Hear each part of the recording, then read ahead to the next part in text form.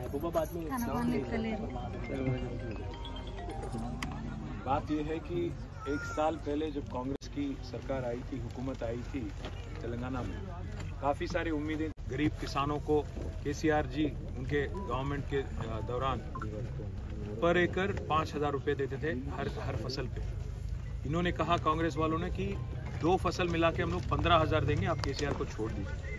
साथ ही साथ इन्होंने ये भी कहा कि हम बोनस देंगे, 500 रुपये का बोनस हर खेती पे देंगे, हर किसी को देंगे।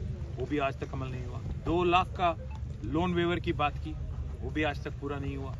आज किसान के बारे में अगर मैं बात करना शुरू करूं, पता नहीं कहां शुरू करूं और कहां एंड करूं, क्योंकि इतने सारे तकलीफ, इतने सारे समस्या आज कांग्रेस की वजह से आज तेलंगाना के किसान को आज प्राप्त हो रहे हैं। इससे पहले भी जब कांग्रेस थी, खुदकुशी होते थे यहाँ पे, न बिजली ठीक से मिलती थी और बहुत सारे प्रॉब्लम थे।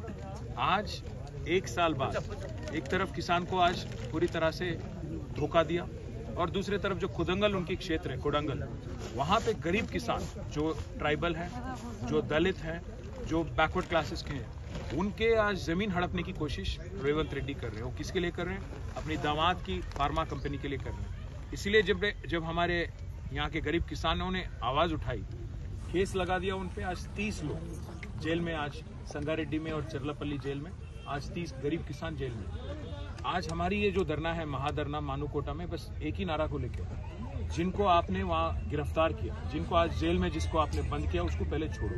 अगर लड़ाई करनी है तो हमसे करो, बीआरएस से करो। जिन आपको शायद हम पे गुस्सा होगा क्योंकि हम गरीबों की तरफ से आज आवाज़ उठा रहे हैं। आपने जो गारंटी आपने दिया, 420 वादा जो आपने दिया, आप नहीं निभा रहे हो, इसीलिए हम आवाज़ उठा रहे हैं। आज मानूकोटा में पहला कदम था, पहला धरना था। हम इसको यहीं तक नहीं छोड़ेंगे।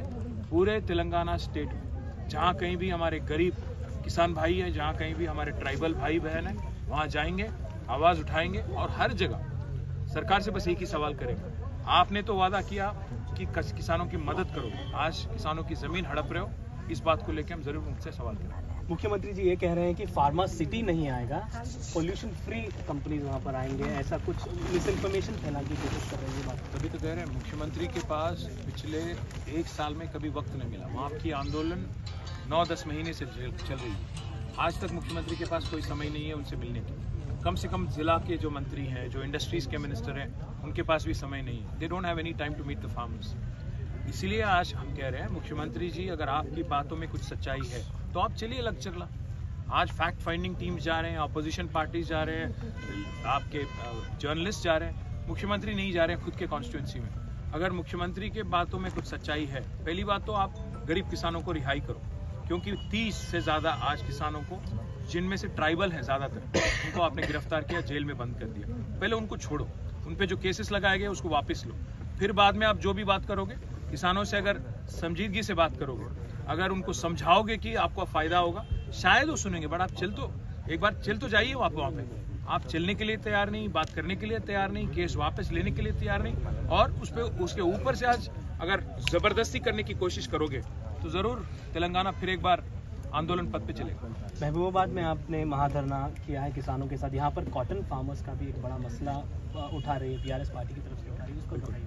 किसानों के लिए आज स्पेशली कॉटन फार्मर्स के लिए आज फेयर प्राइस नहीं मिल रहा। जो बताया जाता है कि 8,000 के ऊपर आज मिल रहा है मार्केट में, यहाँ अगर आप देखेंगे 6,500 से ज़्यादा कहीं भी नहीं मिल रहा। तो इसीलिए हमारे लीडर, हमारी पार्टी हर जगह आवाज़ उठा रही है। और साथ ही साथ जहाँ हम लोग आज बैठे हैं, एक गरीब किसान के फील्ड पे हम लोग बैठे हैं, यहाँ इनसे भी हमारी बातचीत हो रही थी। सरकार ने वादा किया 500 बोनस, इन्होंने खेती तो बना ली, बाद में आज तक 500 बोनस की कोई बात नहीं, कब आएगा कुछ किसी को नहीं खबर है। तो इसीलिए जब तक हम लोग आवाज़ नहीं उठाएंगे, जब तक इनके तरफ से हम लड़ाई नहीं लड़ेंगे, चाहे वो असेंबली में हो, बाहर क्षेत्र में हो, तब तक ये सरकार आगे नहीं आएगी।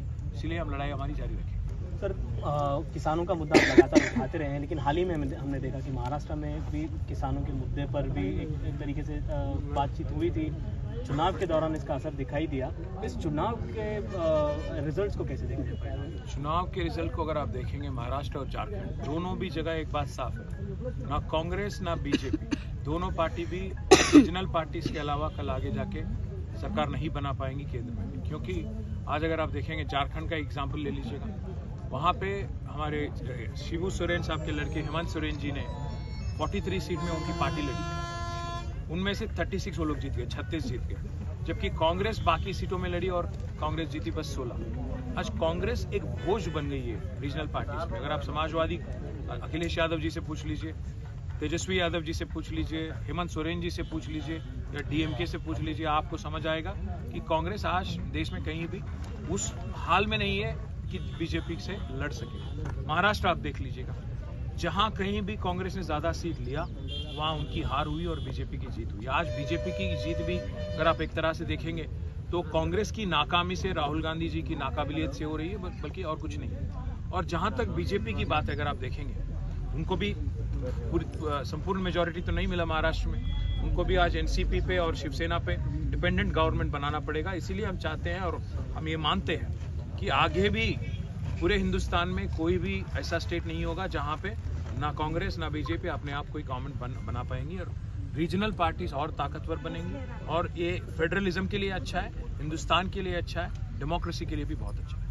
सर, रीजनल पार्टीज की आप लगातार बात करते रहे हैं, लेकिन कहीं ना कहीं केंद्र में आई पार्टी, जो सरकार में आती है पार्टी, उनके साथ सहयोग के साथ ही तो सरकार चलाना पड़ता है। तो क्या पता कल किसने देखा है, कल क्या पता सारे रीजनल पार्टी ताकत बन के अगर इकट्ठे हो जाएंगे और ऐसे नेशनल पार्टी जो कहलाते हैं कांग्रेस और बीजेपी, उनको जबरदस्ती अगर इस मुकाम पे ले आए उनको कि जबरदस्ती उनको सपोर्ट करना पड़े बाहर से। क्या पहल करेंगे इस चीज? अभी तो दिल्ली बहुत दूर है, 4 साल है, तो देखते हैं। धन्यवाद सर हमसे बातचीत करने के लिए। तो ये थे BRS working president KTR. Camera person Damodar के साथ अशोक बशीर, महबूबाबाद।